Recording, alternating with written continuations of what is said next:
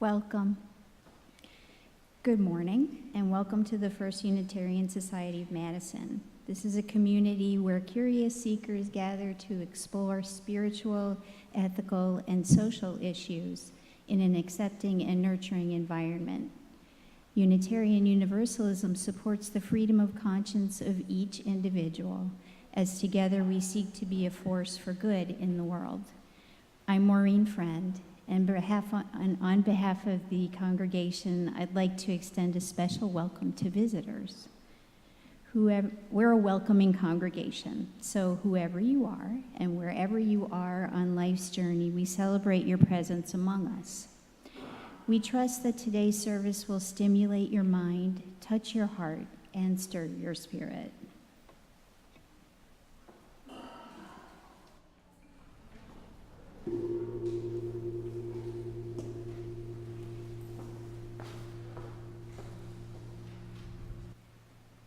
I invite you now into a few moments of contemplation, meditation, and prayer as we settle in and come fully into this time and place together.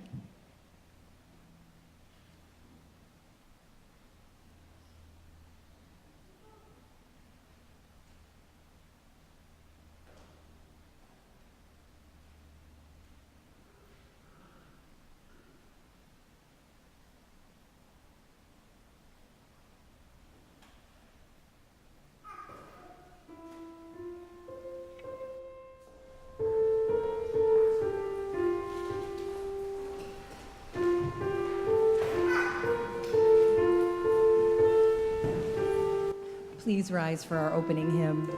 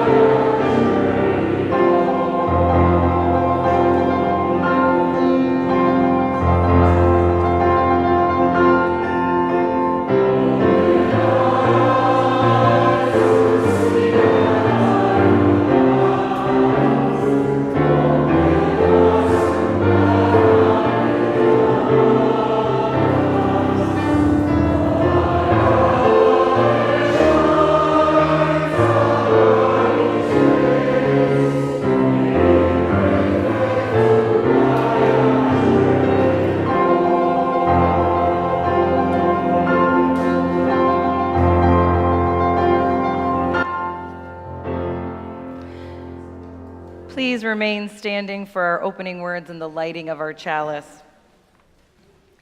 Come in, make yourself at home here. Come in from the weariness of the world, make yourself a home here for a while. Make this place a home and these people a family. Treat us as your own. In this space we make sacred by our connections here and beyond. Come in, make yourself at home here among us. In silence and in song, find your way back to joy, to love, to life once again. And if you will join together now in the affirmation as we light our chalice. We kindle this flame to light our way in our search for truth and meaning. We light this chalice to symbolize the warmth of community. We kindle this flame as a glimmer of hope for all who suffer or are oppressed. We light this chalice as a beacon of peace for all the earth's peoples. And if you will take a moment now to turn and greet those around you.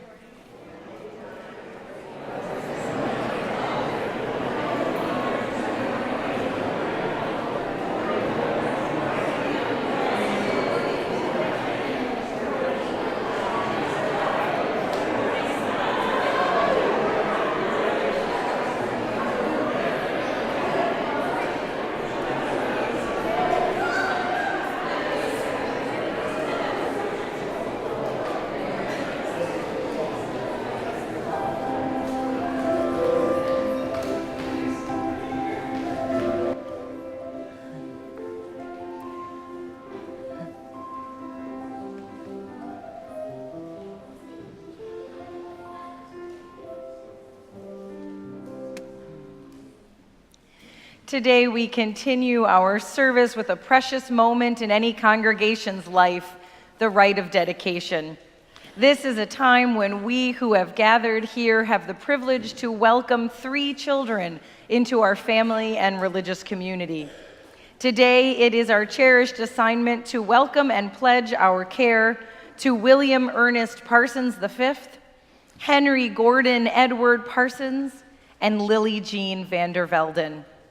Today, all of us gathered here are more than casual witnesses to life's gifts and nature's marvelous creations.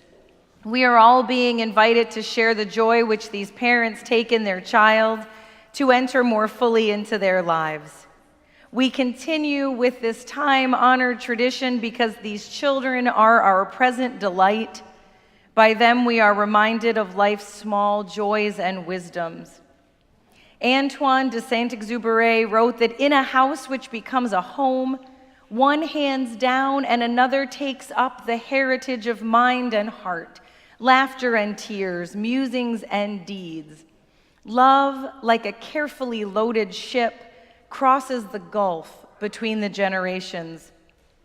We come here today with our ship carefully loaded with the gifts that William, Henry, and Lily truly need. Ears to listen, arms to embrace, a world of experience to encourage their inquiring minds. We are blessed by their presence among us, and we pray that our lives will be a blessing to them. And now if our parents will come forward with our children. Come on right up here.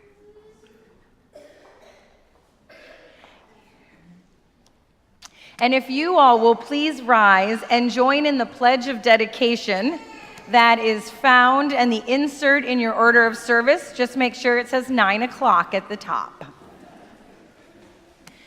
For the gift of childhood, whose innocence, laughter, and curiosity bring hope, joy, and new understanding into our lives, we lift thankful hearts. We welcome William, Henry, and Lily into this spiritual community and extend to their parents our love and support in the joys and challenges of caregiving. As these children grow, we will share with them our insights, our values, and our dreams, that they may enjoy the rich benefits of our religious heritage. Thank you. Now, if the adults will be seated, but our children will stay standing. Today, we welcome William, Henry, and Lily into our First Unitarian family. They will be learning and growing and playing with you. I ask you to join us in welcoming them. Will you try to be true friends to William, Henry, and Lily? Will you speak to them with kindness, treat them fairly, and help them to feel at home here? If so, please say, "We will." Thank you, guys. Please be seated. And now to those who've brought their child or children before us, Susan and Bill Parsons, Emily and Peter Vander Velden.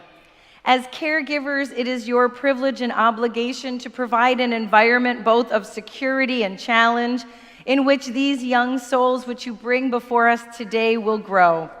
Do you commit yourself to promote their physical, emotional, and spiritual well-being? Will you respect as well as protect these children?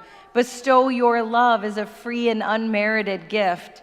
And do you also reaffirm your commitment to support and care for one another as partners in life and in parenting? If so, please say, "We do." There are several among us today who bear a special relationship to one of these children. If you will please stand as your names are read.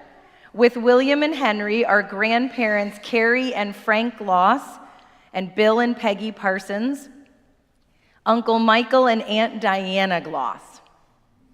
And with Lily, our grandparents Wayne and Rose Vander Velden, Steve and Jean Methke, Aunt Kate and Uncle Jake Horstmeyer, Aunt Lindsay Lenzer, and Cousin Jack.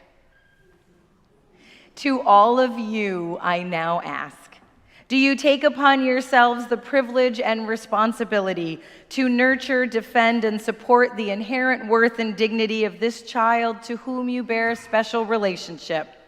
Will you encourage them to grow in freedom and spirit and always seek the truth? Will you help them to grow in love for the larger human family, to love and respect the larger community of life to which we all belong? If so, please make this sacred promise by responding, "We will." Thank you. Please be seated. In the act of dedication, we use the symbolism of water as a sign of our common heritage. There is no suggestion here of a washing away of inherited sin. These children came into the world with the limitations natural to our species, but they arrived innocent. Water here stands for vitality, the essence of life, the foundation of being. Its use here reminds us of our common bond with all-embracing, ever-sustaining nature. It is also the waters of our community, the waters of the world, gathered at our annual water communion service. Its use here reminds us of the ever-sustaining and embracing love of community. Who's first? Name this child. All right, are you ready?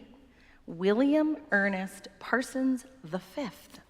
We dedicate you in the name of truth, the promise of love, and the fellowship of this society. May you be granted clarity of thought, integrity of speech, and a compassionate heart. Good job, Liam. Are you ready? Ready? Name this child. Henry Parsons. Oh my goodness. Henry Gordon Edward Parsons. We dedicate you in the name of truth, the promise of love, and the fellowship of this society. May you be granted clarity of thought, integrity of speech, and a compassionate heart. I think you're right. What do you think? You're not so sure about this, huh? All right. We'll do our best, Miss Lily. Name this child. Lily Jean Vander Velden. We dedicate you in the name of truth, the promise of love, and the fellowship of this society. May you be granted clarity of thought, integrity of speech, and a compassionate heart. She's like, I'm not so sure about this lady. As a token of their dedication, we give to William, Henry, and Lily a rosebud, fragrant symbol of beauty, promise, and love. This rose has no thorns, symbolizing the better world we would give our children if it were in our power. And while we know that the world is not altogether as lovely as these flowers, we hope that William, Henry, and Lily will learn to recognize the beauty and goodness which does exist, that they will grow in wisdom and compassion, adding their own beauty to the world. William, Henry, and Lily, as this flower unfolds in all its natural beauty, so may your life unfold. Also, as a remembrance of their dedication, we give to each child a blanket, a gift from the members of our Shawl Ministry program. When you see this blanket, may you be reminded of the warmth, the support, and the love of this community for you and your family. There you go. Do you like purple? Woohoo! I love it when that happens. Lily, this is for you. All right, this lady's not so bad. We have dedicated these children today. May we also dedicate ourselves. As we contemplate the miracle of new life, as we renew in our hearts a sense of wonder and joy, may we be stirred to a fresh awareness of the sacredness of life and of the divine promise of childhood. May we pledge to build a community in which our children will grow surrounded by beauty, embraced by love, and cradled in the arms of peace. May we pass on the light of compassion and courage. May that light burn brightly within us all. If you will join me in welcoming our children. Yay!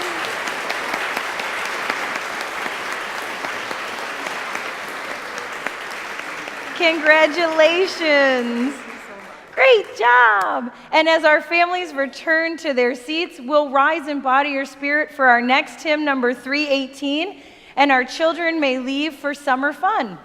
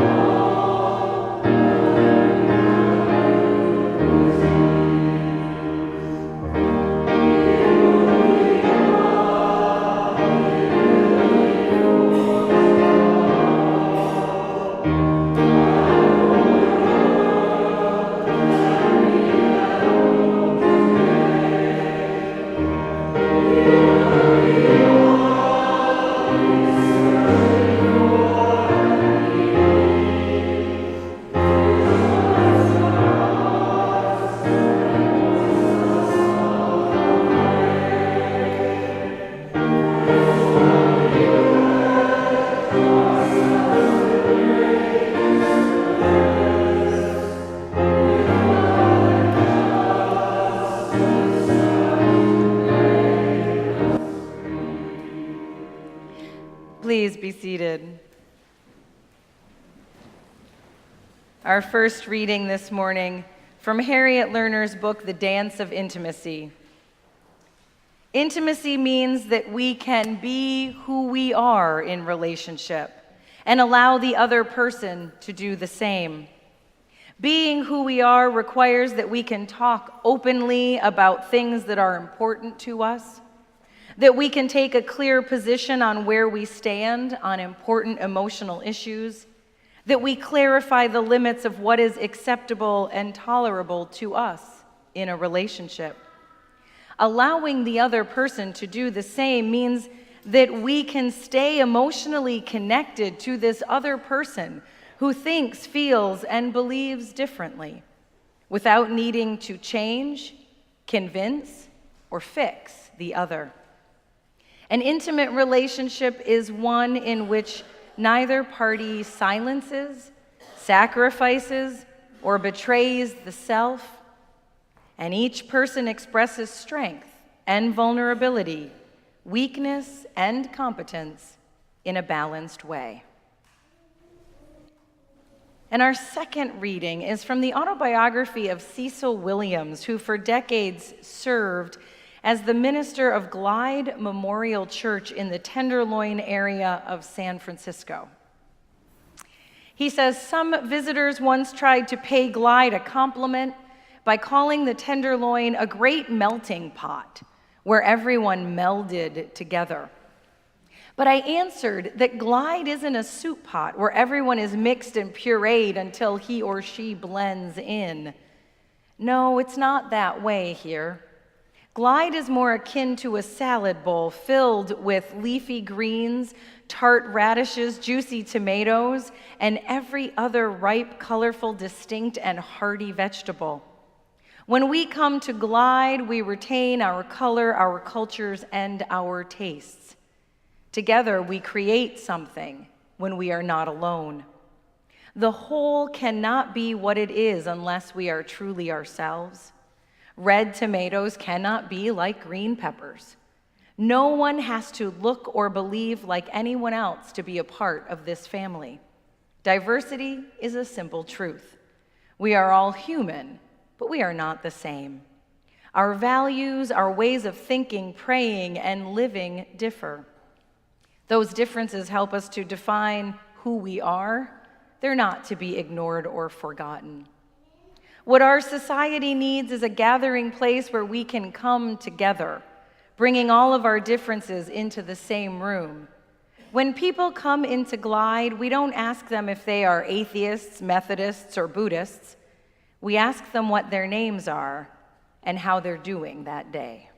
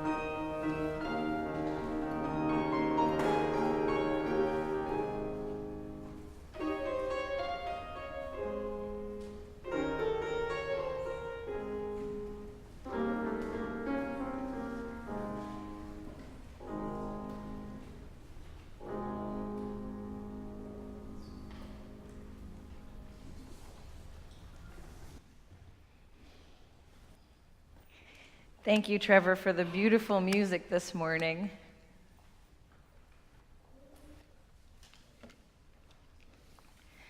For the past week and a half, my family's been on our summer vacation, traveling across the wide plains of South Dakota. We were breathless in the Badlands, struck by their stark and radiant beauty. We were in awe at the sight of Crazy Horse rising out of the side of a mountain. We traveled twice to see the majesty of Mount Rushmore. To be honest with you, the second time was purely about the ice cream.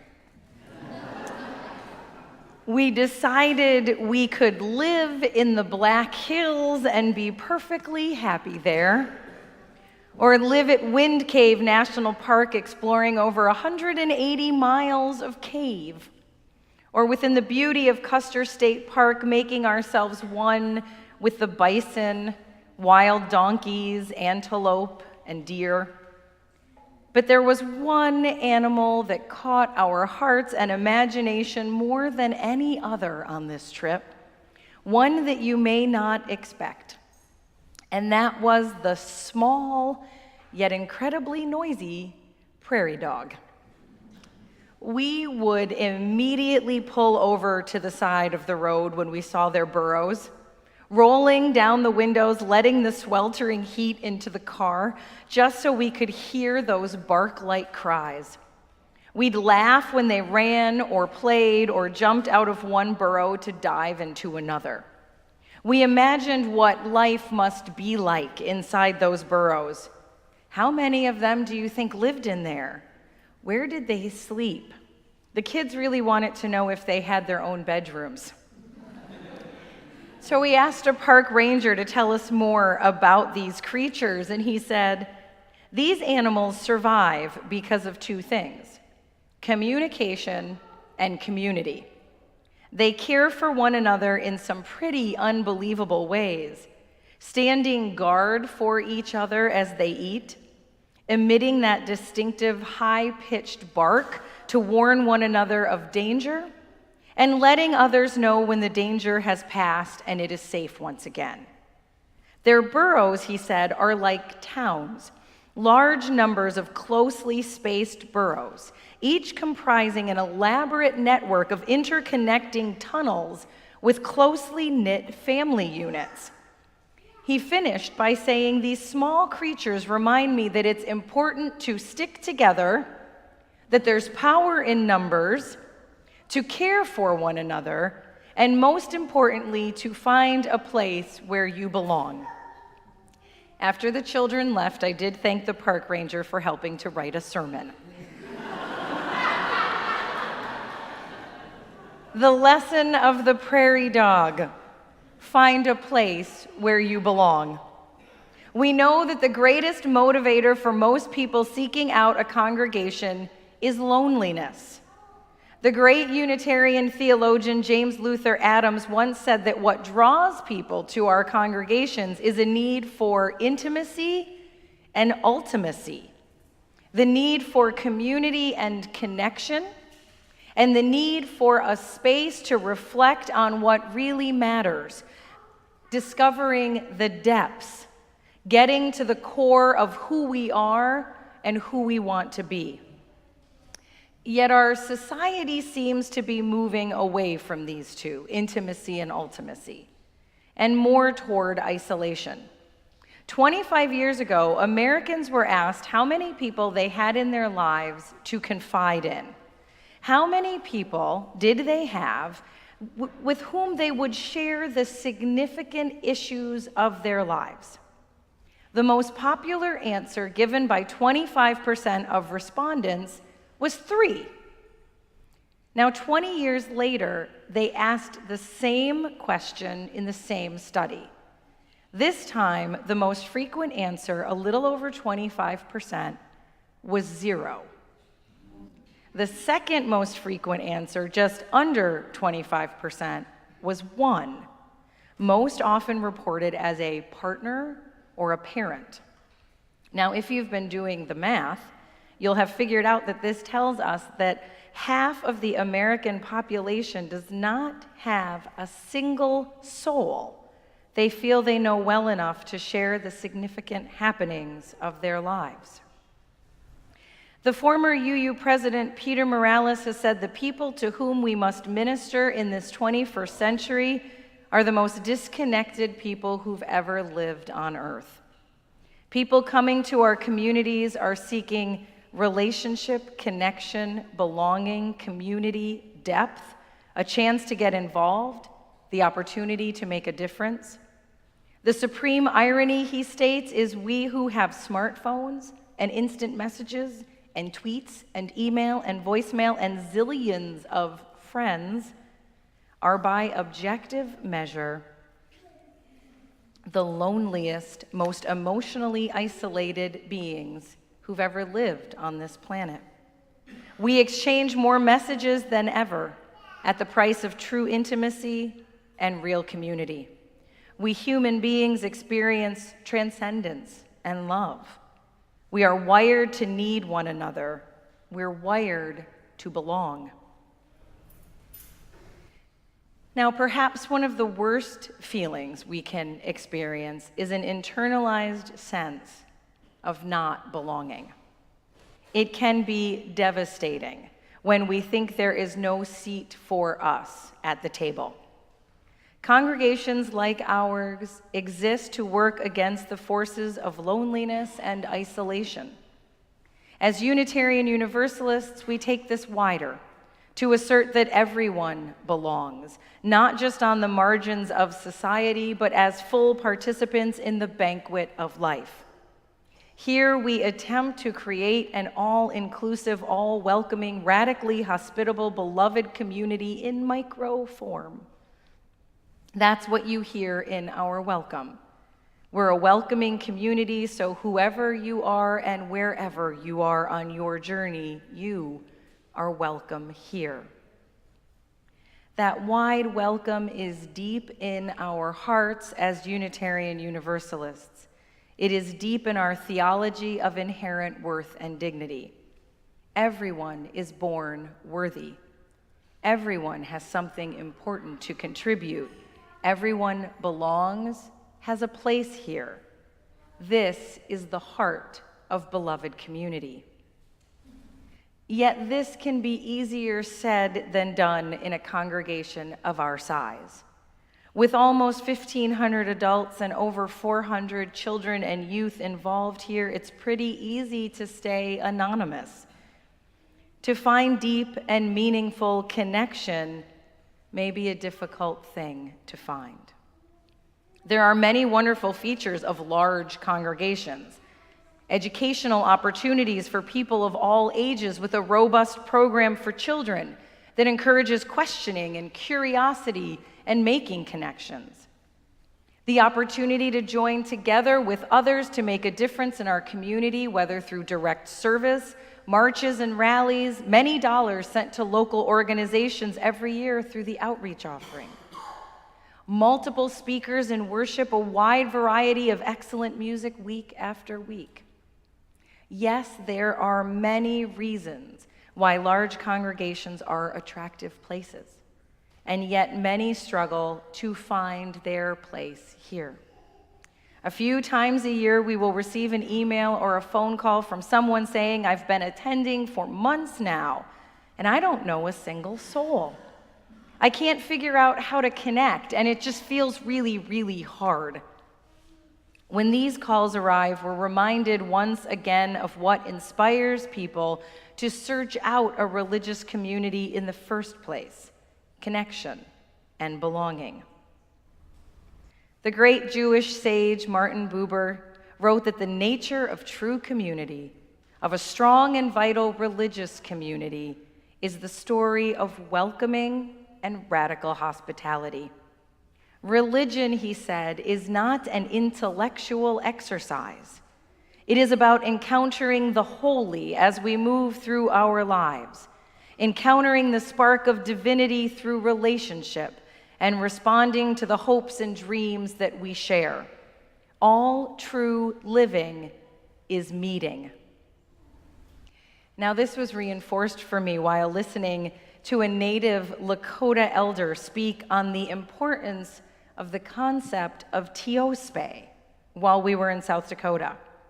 This term, he said, means extended family, or the people with whom one lives. In 1972, the Lakota elder Vivian Onefeather wrote a curriculum for the Red Cloud Indian School in Pine Ridge, South Dakota. In it is written, "The teospe is the name given to indicate a person's relatives. This is more than just the father or the mother of a child. It's grandparents, aunts, uncles, cousins, all relatives by blood, adoption, or choice. As the Lakota person grows, relatives give their help. Their interest in a growing person is their hope for a respectful, full-grown adult, because they know later in life this young Lakota will be given responsibility to help their relatives when necessary. This concept is as important today as ever. Everyone," they wrote, "should know their relatives. This way you know where you are from and who you are. You care for one another, you support one another. You become shelter for one another from the harshness and the cold." Now, over the years, we've tried many different ways to help people connect and find one another in this large and lovely place, to create extended family here, or teospe. And while we're not always successful, we've had a few moments where it has truly come to life. Most of these ways happen when we find that magical moment when this large place becomes small. Whether it's through spiritual practice groups, exploration groups, classes, book groups, ministry teams, choirs, ways to build deep and lasting relationship. Now, one of the most prominent examples for me came from a chalice group. Now, these groups are part of a program that began back in 2001 as a way to do exactly this: make this large congregation small. A way for 8 to 10 people to get together on a regular basis to share their lives, their stories, meet others from FUS, and find community. Now, 2 years ago, one of our chalice groups had a tragic and sudden death of a member. This woman lived with her animal companions. She didn't have a strong connection to her biological family. While struggling with health concerns for many years, her death was quite an unexpected shock. So as Michael and I began planning her memorial service, we wondered if there were members of her family who would like to be involved, to share their memories and their feelings. Now, one brother was in touch to say that he would attend, but he wasn't interested in being involved in any way. The ones who stepped forward were those of her chosen family, her chalice group. They were the ones who prepared the food for the reception, who wrote loving tributes, who spoke words of compassion and affection, who lit her memorial chalice, who cried, who felt this deep loss. This woman had come here searching for connection, for people who would care, people who would listen. And it was very clear that day that she had found all of this and much more. We all long for connection, for belonging, for a sense that our lives matter to another person, that we matter. We long to share our lives with others. Without authentic community and connection, we cannot and will not share what is important to us. Without connection and community, we will not share our joys and our achievements, our sorrows and our challenges. We human beings have so much to offer one another. And how often do we pass up the opportunity to truly meet, to accept the invitation of another to connect, to open our hearts to encounter another and really understand them. Building community is nothing less than a spiritual discipline. The intentional practice of welcoming others, getting to know them, engaging in radical hospitality, this is a practice, a discipline that transforms lives. So I'd like to invite you to consider joining a small group here this fall. You'll be hearing much more about our themed-based groups that are going to begin, but let me just plant a seed with you today. You can be a part of one of these groups and engage in this practice of building community. How many people do you have in your life who will share your deepest joys and most troubling sorrows? These groups are places where you can think about process and questions with others that you rarely get to share, where you will be listened to without judgment, where no one will try to fix you or suggest ways to solve your problems. These are places where the whole of you gets to show up, to share, to listen, to be cared for, to care for others. These are places where you can find intimacy and ultimacy, a place where you belong, Tiospe. The poet John Fox wrote that when someone deeply listens to you, it is like holding out a dented cup you've had since childhood and watching it fill up with cold, fresh water. When it balances on top of the brim, you are understood. When it overflows and touches your skin, you are loved. When someone deeply listens to you, the room where you stay starts a new life, and the place where you wrote your first poem begins to glow in your mind's eye. It is as if gold has been discovered. When someone deeply listens to you, your bare feet are on the earth, and a beloved land that seemed distant is now at home within you. Beloved, community is not a goal for the faint of heart. Being in the shelter of each other is no easy task. Together, they call us to look into the eyes of another and see our own teary, smiling, laughing, anguish, celebration, discovery. So may we go forth today, remembering those small yet mighty prairie dogs, knowing that we belong, that there truly is a place for us, knowing that we are not alone. So may it be. Amen. And I now invite you into the giving and receiving of today's offering. Our offerings over the summer go to support the continuing work of this community, and we thank you for your generosity.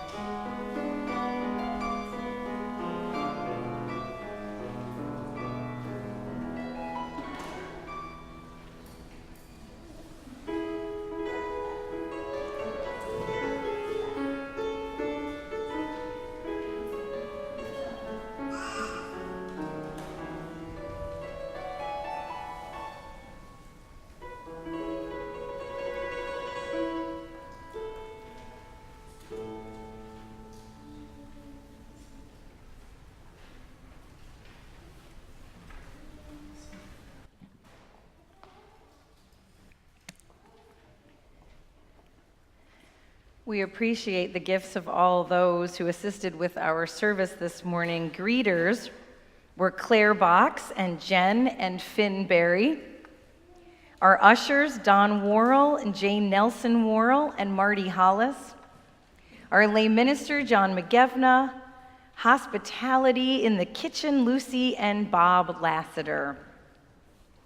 Thank you all. We come into one another's presence, seeking some part of ourselves, knowing that we are not alone. We come as ordinary people with strengths and vulnerabilities, not always perfect, not always wise, yet always human. We are alive this day and present here with one another. And today we are holding in our hearts with Charlotte Wolf, we're holding the memory of her beloved Hal Wolf. Today would have been their 56th wedding anniversary. And we send Charlotte our love. May our time together renew our hope. May our stories refresh our courage. May the songs we sing lift our spirits. May the words we speak invigorate us. May the touch of hands, the sound of laughter, the sight of faces restore us in faith. Amen. And if you will rise in body or spirit for our closing hymn, number 323.